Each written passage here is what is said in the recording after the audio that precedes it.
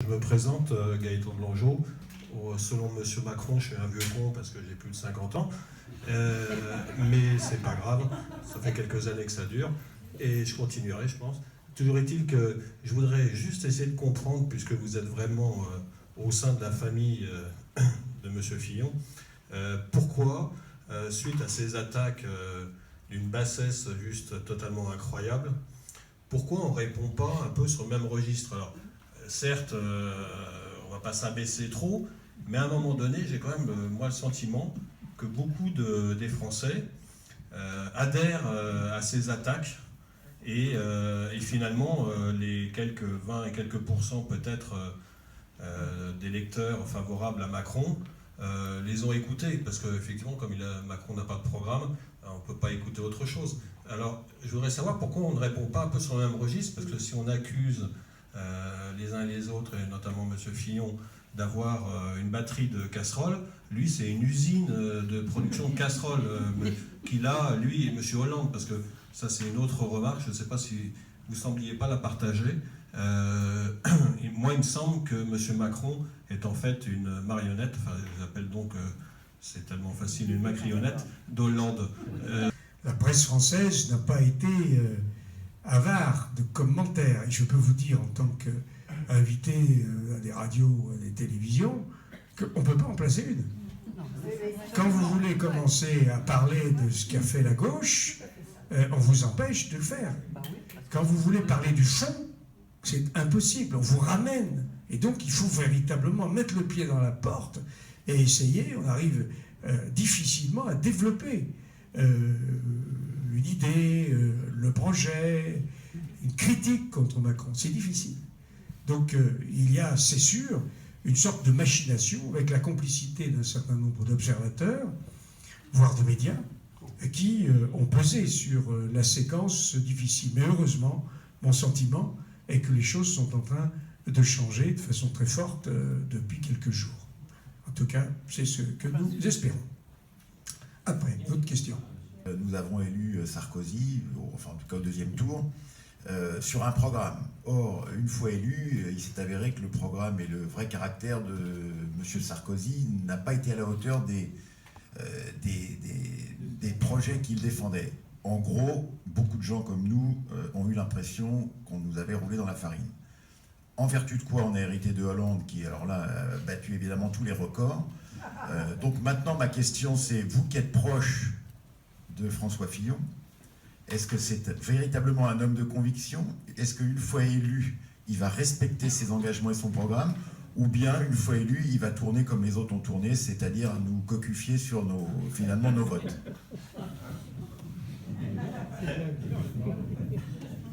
Bon, au moins, je crois que c'est ça qu'on appelle parler cash. Ouais. D'abord, peut-être sur Nicolas Sarkozy. Bon, vous êtes sévère avec Nicolas Sarkozy, parce que bon, il a son caractère. Il a conduit une campagne en 2007 qui était excellente. Et ensuite, Nicolas Sarkozy a surtout été confronté à une crise économique gravissime. Alors après, on peut critiquer telle ou telle posture, telle ou telle attitude, mais franchement, quand il s'agit d'un pays, c'est pas l'essentiel.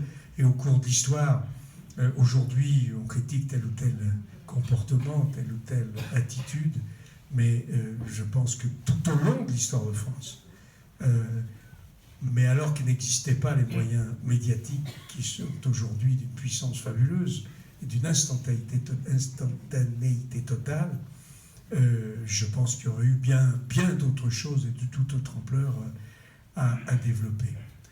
Mais Nicolas Sarkozy, s'il a été battu en 2012, et il a été grâce à deux personnes, Madame Le Pen et Monsieur Bayrou. Souvenez-vous, Madame Le Pen qui explique qu'elle ne votera pas Sarkozy, et Monsieur Bayrou qui, lui, comme son accoutumé, est allé voter des deux mains pour Hollande. Donc, il faut remettre ça à plomb. Quant au caractère, vous savez, alors, je suis médecin, j'ai très longtemps exercé avant de rentrer dans la vie publique, et je ne suis pas un politique comme les autres, pour cette raison. Et je ne me sens pas, bien que j'ai des responsabilités importantes, je ne me sens pas tout à fait comme les autres. Qui connaît le caractère de celui qu'il côtoie? C'est le génie humain qui réserve les surprises les plus belles comme les pires. Je connais François Fillon, pas intimement. Je ne suis pas un de ses amis intimes. Je le connais depuis longtemps parce que je siège à l'Assemblée nationale depuis longtemps, et lui aussi. Je le connais parce que quand il était Premier ministre, j'étais président de l'Assemblée nationale et que je passais 1 heure en tête-à-tête toutes les semaines avec lui dans son bureau pour parler des problèmes qui concernaient le Parlement. Je pense que c'est un homme honnête. Et je pense que c'est un homme qui est plutôt effacé, qui n'aime pas faire du bruit, qui n'aime pas le tintamarre. C'est un homme courageux. Et c'est un homme, quoi qu'on en dise, qui est relativement sobre. Évidemment, on en a fait des tonnes et des tonnes. Enfin, il vit de façon tout à fait modeste, en tout cas normale, on va dire. Il n'a pas des fréquentations qui fassent beaucoup de bruit. On ne le voit pas dans la presse people. Et je pense qu'il a les qualités humaines de courage, d'intelligence et d'équité pour gouverner le pays. Mais j'ajoute en disant cela que je ne vous connais pas et que vous ne me connaissez pas et que personne ici ne connaît personne. Je m'appelle Émilie Ravinet, je suis médecin également. Et je voulais savoir parmi nos jeunes, parce qu'ils sont très, très influencés par les médias, qui, comme vous le dites, sont très à gauche. Et M. Macron est jeune, et on a l'impression qu'il est en train de voler cette jeunesse et donc des voix. Et est-ce que quelque chose est fait à propos de ça?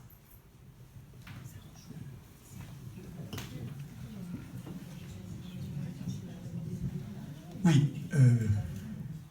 Bon, d'abord, il y a un examen de conscience à faire. J'appartiens à une génération, et je l'ai répété à la tribune de l'Assemblée depuis que je suis député, et qui, en particulier depuis mai 68, a gravement déséquilibré la situation de la France, en travaillant de moins en moins, en s'accommodant de déficits réitérés, en arrivant à un niveau d'endettement qui sera surtout porté par les générations à venir. Ça, même si ça ne fait pas plaisir, ça fait quand même partie des réalités et des donnes aujourd'hui. Mais vous avez raison, Macron séduit une jeunesse, mais pas n'importe quelle jeunesse. Il séduit ce que l'on appelle la jeunesse branchée, parce que lui-même est un peu de cette typologie, si je peux employer ce terme. Et quant à François Fillon, c'est plutôt tous les Français qui sont. Il y a une section qu'on appelle les jeunes avec Fillon, et j'ai vu ici qu'il y en avait dans notre salle. Je les remercie et je sais quoi.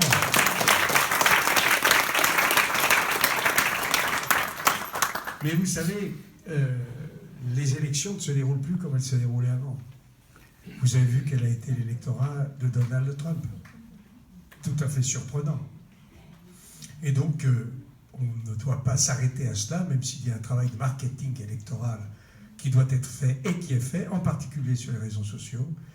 Mais oui, ce travail, notamment des catégories d'âge, ce ciblage des catégories socio-professionnelles, il est fait avec attention. Il est exact aussi que Macron exerce, par son âge et sa jeunesse, l'attrait de son image. D'ailleurs, finalement, Macron, c'est surtout l'image. J'allais dire un hologramme.